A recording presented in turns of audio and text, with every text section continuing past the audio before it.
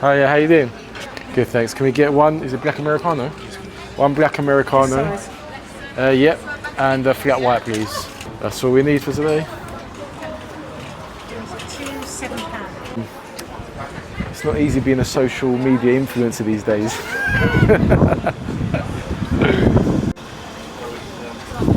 Get our rocket fuel for the day and get shooting.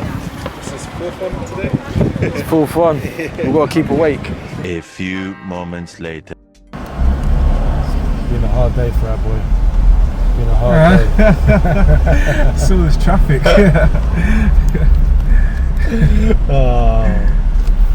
It's not easy being a movie star, I'm gonna tell you. It's definitely not easy being a director.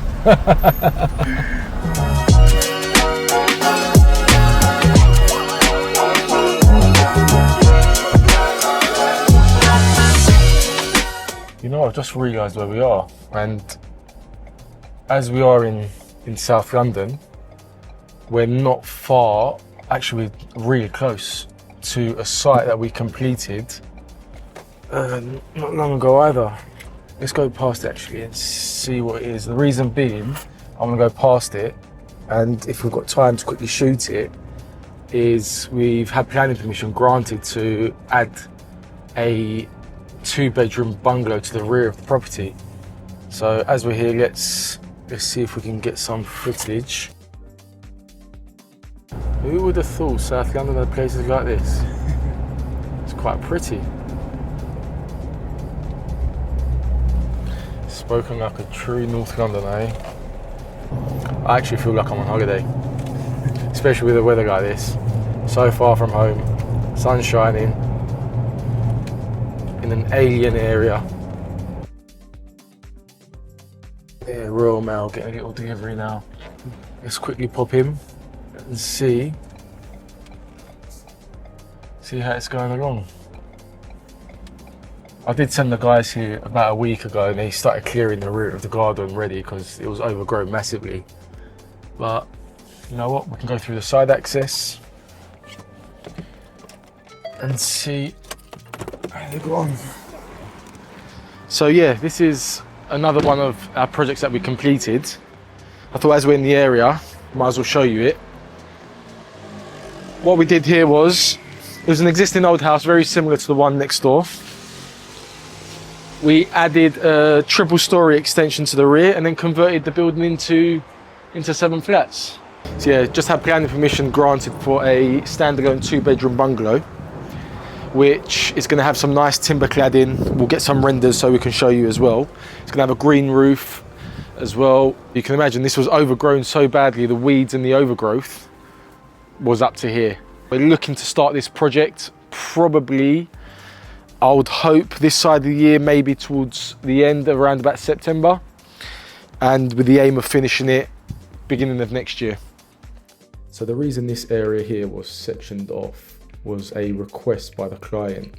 He wanted to use the back end of the garden as storage until the permission came through for the 2-bedroom bungalow. So he's accumulated a lot of stuff over the years, which now needs to be cleared. These here are actually the original posts from the original house. His idea was to get them restored and reuse them somewhere. It doesn't look like he's got around to doing it.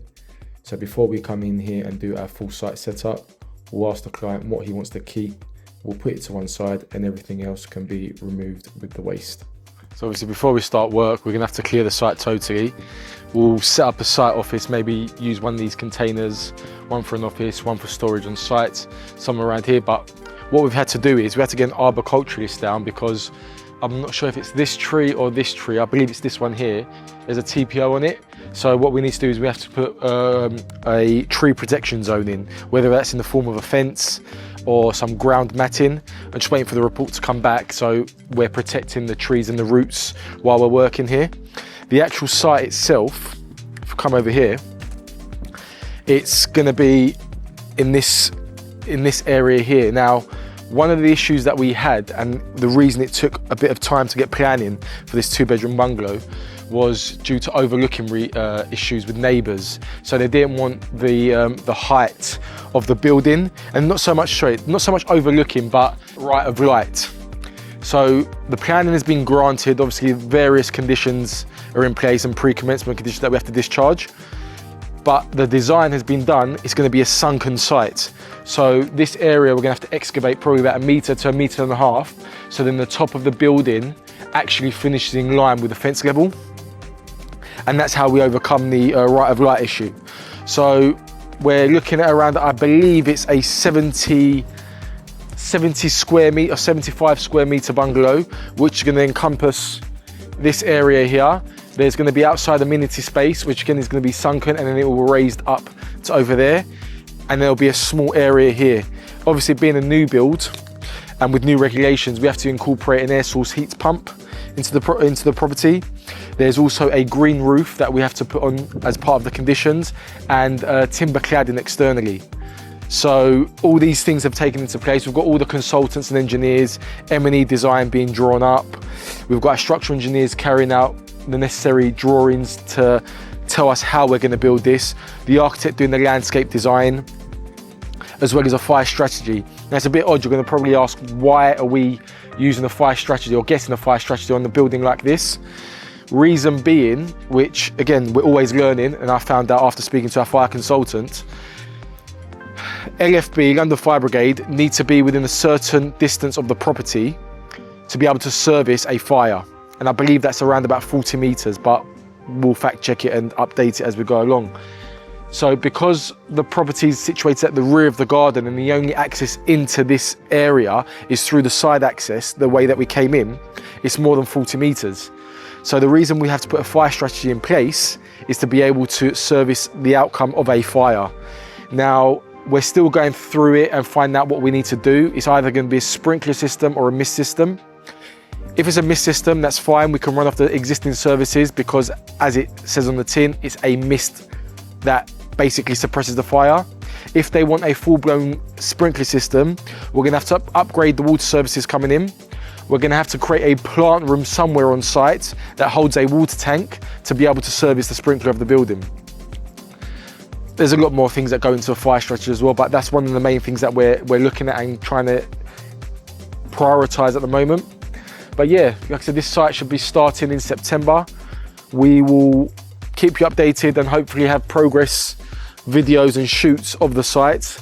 We'll try and get some aerial footage along the way as well, and we'll keep you posted.